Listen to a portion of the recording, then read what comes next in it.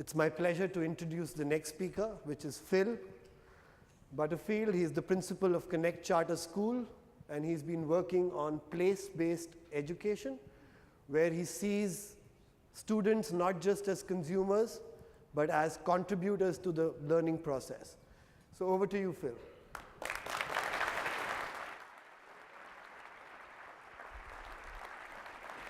Good morning, everyone, and welcome. Thank you so much, TC. Thank you so much for that wonderful. Before you go, TC, I've got a question. Yeah. What's the population of Delhi? What's the population of Delhi would be about a billion people? Not a billion people, 100, no, I have no idea. How It's much not a trick question, I'm just 1 point. That's 1.3 billion is India's population. Delhi's, 13 million. 13 million, thank you. The reason I ask, as I was listening to you, and first of all, this is a tough act to follow now. I feel like doing the last leg of a relay, where you kind of got to sprint to the finish line. But so I'm going to try and keep this really focused. But the reason I ask is because as I was listening to you talk about India and the population and so on, I'm thinking, here in Canada, our population is about 35 million. It would probably fit into one city over in India is what I'm kind of thinking. And so we have to keep that global perspective around what is going on in other parts of the world and what is going on here.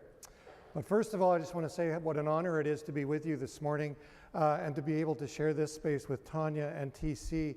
And I'm hoping that in the next few minutes I'll be able to share with you the experience of our school. But I want to start first of all with a story. And any of you who are involved in risk management or risk assessment of activities for children, you're going to want to plug your ears now. So I'm going to go back quite a ways. And the good news, I'll tell you right now, the good news is nobody got hurt and I didn't lose my job out of this. But what happened was I started my teaching career in a very small rural school in British Columbia, about 4,500 kilometers west of here. And this school was kindergarten to grade 10, and we had 90 students in total. I taught a grade 6-7 split class, 27 students. All over the place in terms of ability and challenges and gifts and the whole package. So I started there in December of that school year. That's when I took over the classroom, and it was a long, cold, snowy winter. And by April, we had a serious case of cabin fever going on in that classroom. Kids were hanging off the lights. It was mayhem. And so rather spontaneously, one day in April, I decided we needed to go for a walk. So I said, okay, everybody get your coats, put on your boots, grab your gloves, we're going. And there was a little, off my classroom, there was a door that went out of the building. We didn't have to go by the office or disturb anybody. We could just go. And so we did. So we walked from the school down a road, staying on the left, facing traffic like you're supposed to, but with me at the front and 27 students trailing out behind. It looked like the Von Trapp family singers, but in a much larger scale.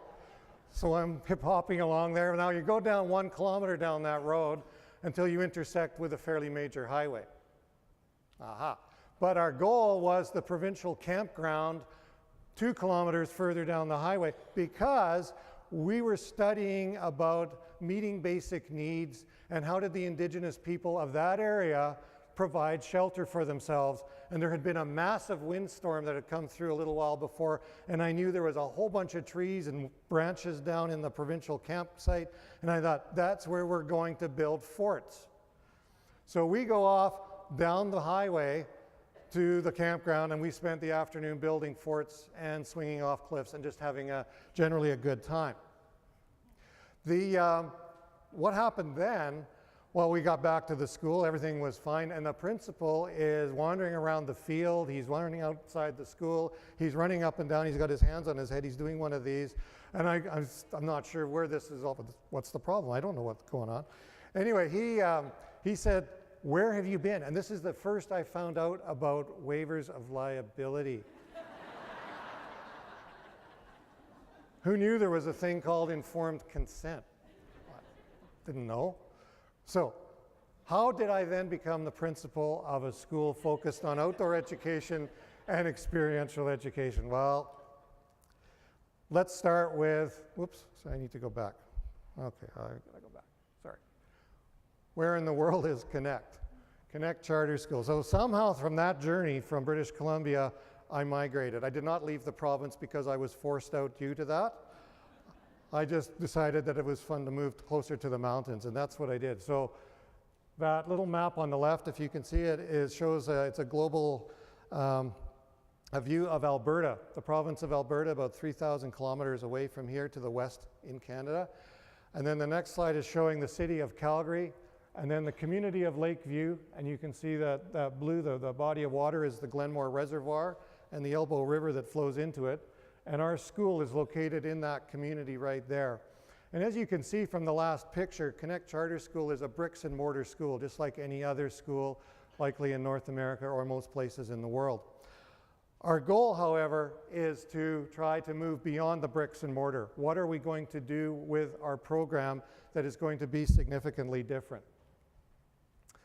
So first of all, a little bit about public charter schools in Alberta. We are unique in the sense that it is only Alberta that has a charter school program anywhere in Canada. We are unlike the charter schools in the US on many levels, so there's no real comparison to be made there. We are there's 13 charter school jurisdictions in the province of Alberta, each one with a very specific and unique mandate to provide a particular type of programming. And in our case for Connect Charter School, our program is based around inquiry, so inquiry-based learning supported by the meaningful integration of technology and outdoor education. That is our charter in a nutshell. We're publicly funded, but we're independently operated. So each charter school has its own board, its own superintendent, its own administrative team, and so on. So we are not, in that sense, beholden to any other larger jurisdiction. What we wanted to do, however, was look at our inquiry program at Connect and say, what are we doing and how can we do it better? And with that in mind, we started looking at vision. What is our vision going to be? When I start looking at the vision of AEE, the vision is believing that we can learn through experience, positively transforming people and the world, and then we start to look at the vision of Connect Charter School is to develop students as extraordinary citizens. There's a definite connection if we just go back for a moment. So if we go back to this, to look at believing that we can learn through that experience, that we can make positive changes to the way people view our world, we look at our vision, and then we go to what is the vision for EXPO, and first of all, what is EXPO anyway? That was on the very first slide. EXPO is a program that we have developed at Connect Charter School. It is an acronym that stands for Experiential, Place-Based, Outdoors. This is what happens when you leave a meeting to go to the washroom. Yeah, because we were developing a program, we were working with a team of very dedicated parents, of staff members, and I needed to go. So I left, and the problem was we couldn't come up with a name. We knew what we wanted, we had the essential parts of the program. When I came back, they're all high-fiving each other, and big smiles, and a cheer coming out of the room, and they said, we've got it, it's gonna be EXPO. It's experiential, place-based, outdoors, and that's what stuck. And that is what our program has been called. The idea of creating meaningful and relevant learning experiences for our students is what drove this. It was the idea of saying, okay, we've been an inquiry-based learning school for about 18 years. We've had a very successful outdoor education program. Now what? What are we going to do that is different? What are we going to do that is going to try to make sure that our students can answer two essential questions? And I don't know why I keep pointing this thing at the screen. It doesn't matter, apparently. Oh. Anyway, the two questions that we want our students to be able to address are, why do we need to learn this? Put up your hand if you have ever in your life asked that question. Why do I, yeah, right? Why do I need, thank you. Why do I need to learn this? Why does it matter? When am I ever going to use it? So the whole point around the EXPO program is to have our students address that question so that they will understand through their experiences the relevance, the meaning of what they're learning, why it's important. And if we as educators cannot answer that question for them about why it's important, we need to be considering what we're teaching and how we're teaching it. So that's going to be kind of the crux and the essence of what EXPO is. But the other part of it, which is equally as important, we have to ask, are we preparing our students for a future world that doesn't exist yet? We don't know what jobs they are going to have in 10, 15, 20 years that we are preparing them for. So through our experiential education program, through our place-based model, the goal, of course, is for us to be able to have them prepared to be resilient learners, to be lifelong learners, to be adaptable to change, to be able to move in new situations and new directions without it being a large struggle. And to that point, when we introduce change in education, it meets resistance. People are afraid of change. And we've gone through a very significant change in our school in a relatively short period of time. It was last January when I first introduced to our board the idea of EXPO. It was called something different then that I can't even remember now. But it was, the idea was to introduce an experiential education program, and what was that going to look like? In principle, people bought into it immediately. They said, that sounds like a really good idea, but then what are we going to do with that? How are we going to make this happen in a way that isn't going to radically change everything? So here we go. So in our journey of transformation, we had to look at our rationale. That was the key thing that we needed to be able to discuss and convey with people. We were moving from an inquiry-based program to an experiential model. We were going to provide our students with opportunities to extend and enrich their learning by getting out of the walls of the school, by moving beyond the bricks and mortar, by getting out into their community. To find that sense of place, and that's where the place-based education model comes in, so that they, our students, with the guidance of their teachers, are recognizing their role as being contributors to a community, not just consumers from within that community. That is a deep understanding and quite a big leap when you consider the traditional models that we have always taught with. And finally, but not by any means the least, is looking at Indigenous ways of knowing.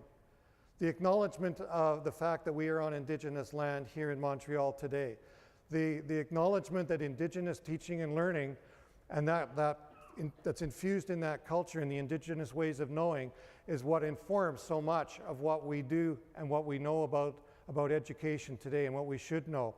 The connection between learning and art, the connection between culture and recognizing the role of elders within our society, within that community, and tapping into those bodies of knowledge is extremely important and is what forms the foundation of our place-based education model and our experiential education program. There are two essential conditions that I see anyway, and there are more. We would all know. If I asked you to just brainstorm what would be the essential conditions of change, you might come up with something quite different. But what I see as being very, very important in this process is, first of all, the notion of disruptive innovation. First coined by Clayton Christensen in 1995 in the business sense. He was working in business and saying, if businesses are ever going to move forward, if businesses are going to change and get ready for the 21st century, they needed to really disrupt what they were doing now in order to be able to be innovative, to be entrepreneurial, and to be able to change in a proper direction that's going to be meaningful for them. A gentleman by the name of Philip Schlechte in the US took disruptive innovation and started applying it to educational models. And it really fits when you think about what we are all trying to do in terms of experiential education. There's a great movement. The fact that you are all here, the fact that these numbers have grown significantly over last year's AEE conference is indicative of the fact that there's an appetite for that change. But are we ready to disrupt that? Are we ready to say the status quo cannot exist anymore? Are we prepared to say we need to move beyond that, throw everything up in the air, not just to see where it lands, but to calculate where that is going to land and to be able to start moving in new directions? It's not a scattergun approach to educational change. It's very much looking at opportunities that are going to arise. And the other part is simply to be having a growth mindset. As Dweck pointed out when she talks about growth and fixed mindsets, it's extremely important to be able to have that capacity to look forward, to look ahead, to see what might be, to look at the opportunities that are going to be presenting themselves as we look into the future. So those two essential conditions of disruptive innovation and growth mindset are critical to the idea of being able to move forward. So in our journey of transformation at Connect, we've looked at this in essentially 4 phases of change. The proposal, the rationale, and the framework for change is always the initial part. It's the idea, it's the genesis of what it is that you want to achieve. And it needs to be well thought out. It needs to be something that people are able to get on board with. It might be radical. It might be nothing like what the end result is going to be, as you will see, because what I first put in the proposal in January went through a lot of changes before we finally landed on a working model in April that we implemented in August of this year. So things move quickly. As one of our superintendents said, the difference between our school and a larger education system is we're like a speedboat where we can change direction relatively quickly and change course and be very agile, and larger systems are like freighters. They take a really long time to change and they can't stop. They just kind of keep going. So it's kind of an interesting thing. But what is our phase 1 for this particular proposal around EXPO was to enrich and enhance the curriculum. We wanted students to be able to go deeper into their learning, not just an inch deep and a mile wide, but to really dig down and start to understand what was meaningful about the curriculum, about the program of studies they were learning. Also, coming back to our original vision about developing students as extraordinary citizens, that is what has to be overarching everything that we do in our school and in your organizations. When you look at your vision and when AEE looks at their vision, it all needs to mesh together to be able to say, yes, all of those things that we are doing are in support of that vision.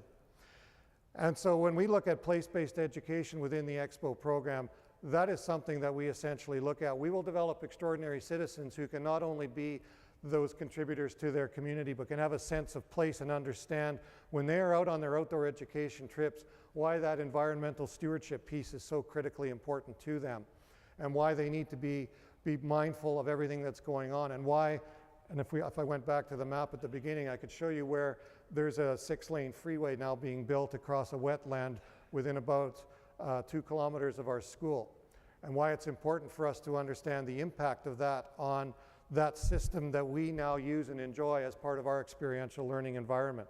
And how are we going to sustain our program in harmony?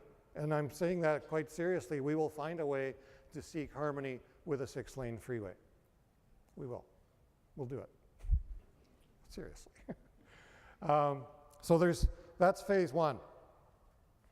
Phase 2 is the consultation and collaboration phase, and this is really essential to any proposal for change being successful. Anything that you're going to do that takes it forward, and this has been our experience, is to prepare material, to have focus groups, to elicit feedback from all of your stakeholders. We had focus groups at Connect with students, with parents, with staff members, with anyone, many individual conversations, many small group meetings, many larger scale meetings. There was a lot of discussion around EXPO. What impact would it have on student learning? Parents were concerned about how is this going to change the program. Being a school of choice, parents have chosen for their children to be at Connect. What were we going to do that was changing it? And so we had to be very, very mindful whether the changes we were proposing were going to make that kind of significant difference to them.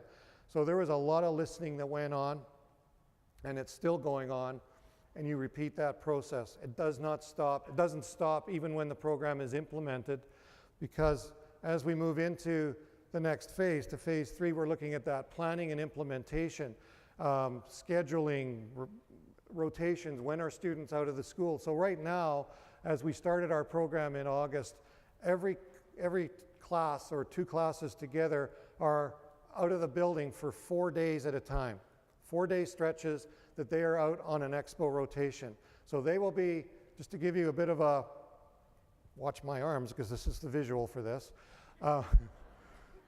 This part here will be the learning they're doing in the classroom leading up to an expo rotation. They're getting the concepts, they're understanding the theory, that knowledge is still required, and the classroom is a good place to do that.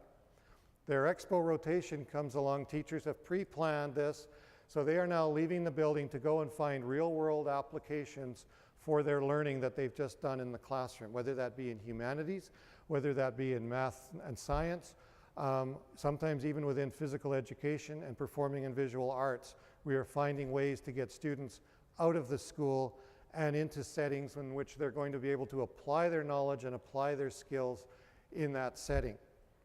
So it's that real world application. I'll give you a quick example. Grade 6 curriculum in Alberta, there's a flight and aerodynamics unit. Traditionally that gets taught by students learning about thrust and drag and lift, all of the principles of flight, and then they might get to go and build paper airplanes to test some of their theories. If they're really on it, they might get some chloroplast and actually be able to try and build a glider that they would then go outside and test on wind currents and things like that.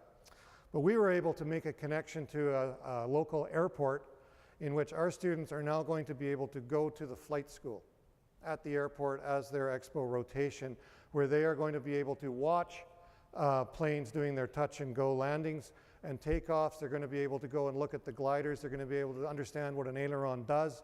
Why is it important? What are all of these things that go on in flight? How is it a plane actually gets off the ground? Which is something that still astounds me, even yesterday when I flew out here. How is this happening?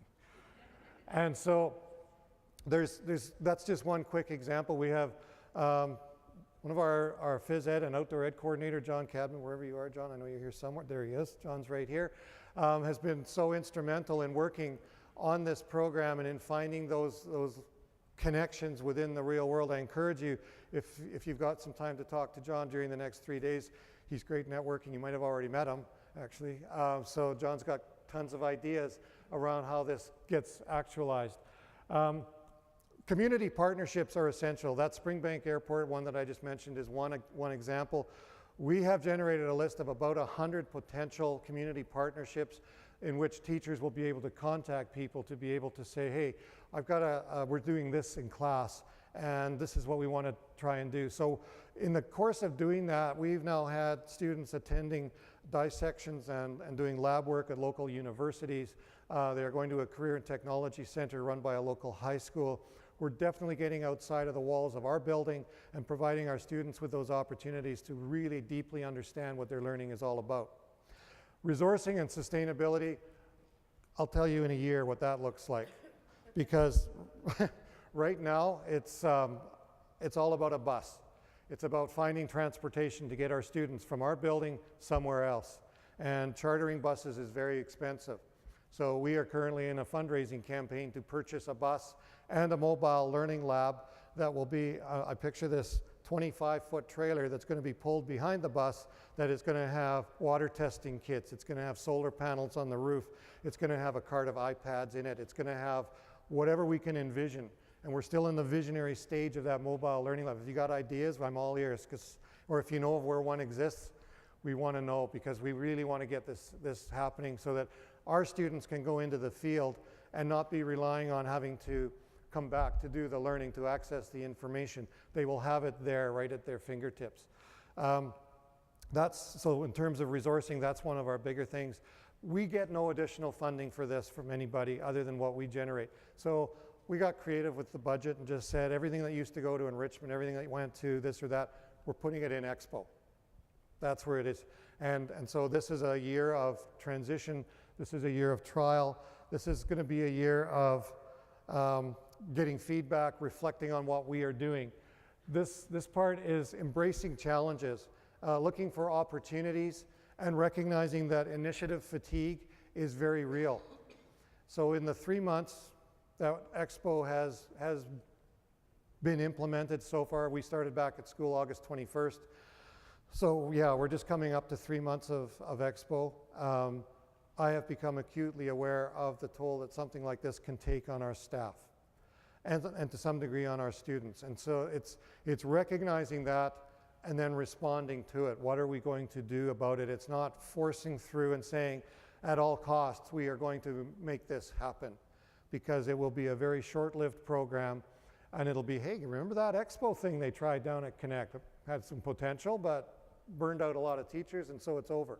So no, we're not going to do that. And if anybody is looking at change within an organization, I implore you to be very mindful of that, to make sure that there's that ongoing dialogue, that modifications are being made as they should be. And so, as we come to the conclusion of the keynote, I would like to leave you with a call to action as well. And this has been said before, and it's been part of AEE's mission and values for sure, but I really ask you to think about how you can look at, within your own region, within the context of your own practice, within whatever it is you are doing in experiential education or outdoor education, how can you then contribute to building global capacity? And I love that notion about global having local in it, because we often talk about that starting locally and then regionally and then internationally and globally.